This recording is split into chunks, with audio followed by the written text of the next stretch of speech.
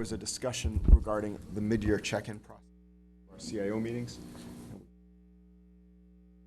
So what Sherry's done is she's put together the original mid-year process that we back in 2010. Questions are, do we want to keep it the same way? Do we want to make any revisions? Are we happy with it? Do we think there's any issues we should address? Councilmember Klein. Well, I didn't remember us putting this on, but I'm glad to see it.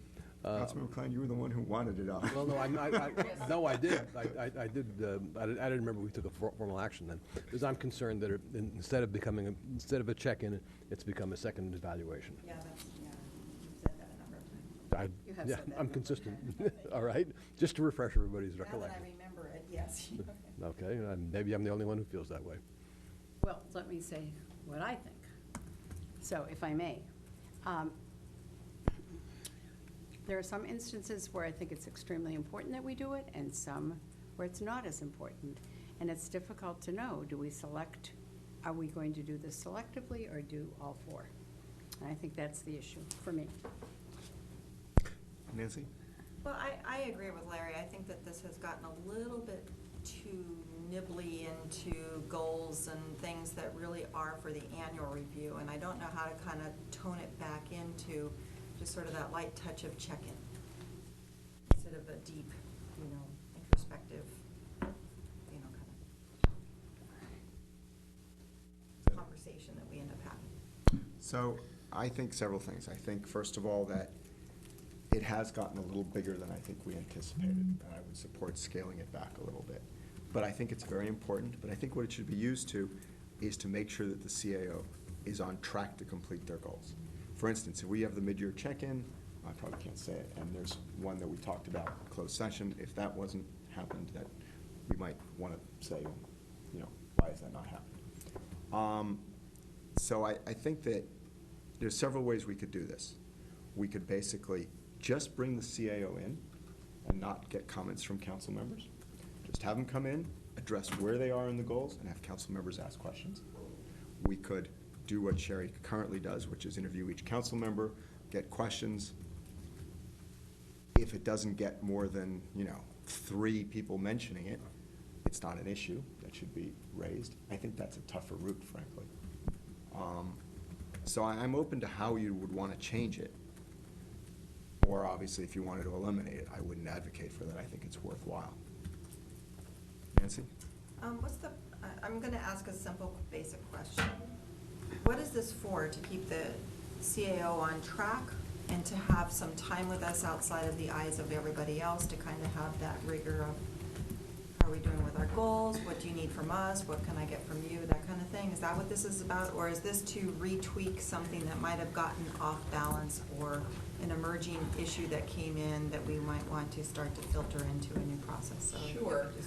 From my perspective, the purpose of the mid-years and the execution of the mid-years has really not varied at all since the original proposal in 2009, 2010. And that's why I sent you this handout, because I think it says here, these discussions allow for course correction, reprioritization, and early intervention so that performance is actively managed and resources are correctly deployed. So I think that's it in a nutshell. In the annual review process, CAOs are typically listening to their review, and then they have a chance to reflect a little bit, ask some questions, but it's not much discussion for them, really. I mean, that's really more council-oriented to the CAO. The mid-years also give the CAOs a little bit more opportunity to ask questions of the council, because maybe they have a goal, and now that they've gotten on the path of starting to execute it, they're seeing some potential problems they may want to raise. Or they might say, in view of the other XYZ things that have come up in the last couple of months, are these still the priorities in which you want me to address these? I will say in the past I can think of, and unfortunately I can't really share these in open session, but I can think of some very specific examples I could cite, not here, but with all of the CAOs, regardless of their level of responsibility, where some things that were important to council and have remained important to council got done because of those mid-year discussions. Because things council had assigned, but, at the mid-year, it was like, well, these things have gotten done, but here's something that doesn't appear to be on the radar or underway yet. Larry? That's all fine, but I don't think that's how it's worked in practice. I think that council members, some or all of us, have taken, just basically ignored what you've said and used it as a mini evaluation. Or maybe not so many even. And I recognize it's a hard line to draw, particularly when you look at number 3, the process. When you're questioning a council member, do you feel the CAO is on track with the goals and objectives? Are there any changes, course corrections you'd like to make in your expectations or the CAO's performance? And number 3 is the one that I think people drive through. Is there any other feedback you'd like to provide? I think a lot of council members have said, yes, there is. I didn't like this, I didn't like that. On the other hand, you did a great job on X, Y, or Z, which is an evaluation. And maybe it is that you ought to limit your time in talking to each council member to like 10 minutes. Compromise between what Greg said about, and eliminate number 3. I can do whatever you like, basically. I mean, this has to be performance-based or we can't have a closed session, so that's kind of the underpinning of all of this. The question of how long council members go on or how many questions that they, I can try and collect the idea from the beginning was I would try and find 2 or 3 kind of themes that came up in the advance conversation with council members and say, here are the 2 or 3 important things we're going to talk about tonight or questions we're going to tee up so that it didn't become a kind of free-for-all of many, many questions. In some cases, that's worked really well because there have been some themes. I think where we ran into some difficulty in particular with one in the last year is there weren't any themes. There were lots of one-off questions. And then, which is why I brought those to the mid-year and said, maybe you can prioritize these now, council, which ones you want to address. And that's when this whole discussion of, the mid-year came up. In terms of making this process where it's become bigger or longer, I'm not sure, or bigger. The question I have is, do you mean like it's become longer? Because that's not something I have control over. I don't facilitate these meetings. So a comment and maybe a thought, being the shortest termer here, but also looking ahead, because we've talked about our check-in being done in January, correct? January, February? Well, typically March. in the past it's been done in December. As typically I've gathered feedback in November, and then we've done them in like early to mid-December. I think that's another question for this year because it might make more sense to do them in January this year, given the some potential council changes. Right. Well, we know there are going to be 2 council changes because there's no question. Right. So I think for the coming year, I would leave it as it is and maybe tweak this somewhat. But plan on something in January or February, because for this council to give a lot of feedback in December may not be what the feedback is going to be in January, February. So what I would do is leave the mid-year check-in for early in 2015 and not get the comments in December of 2014 because you've got at least 2 lame ducks.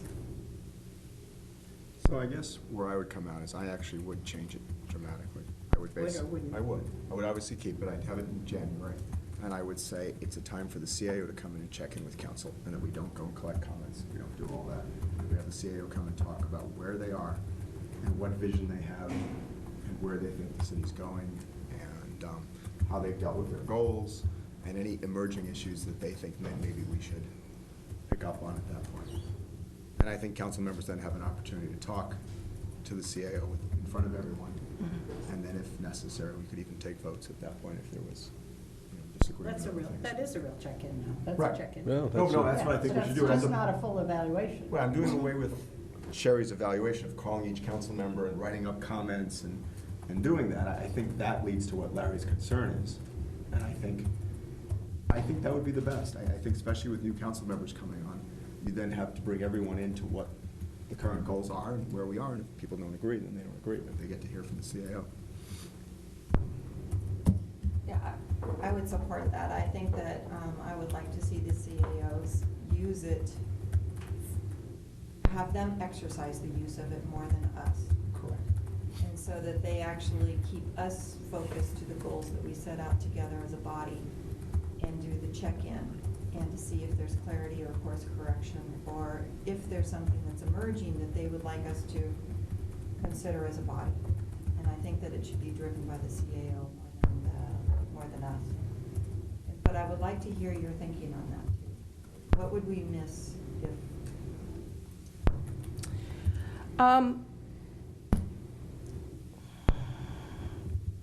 CAOs,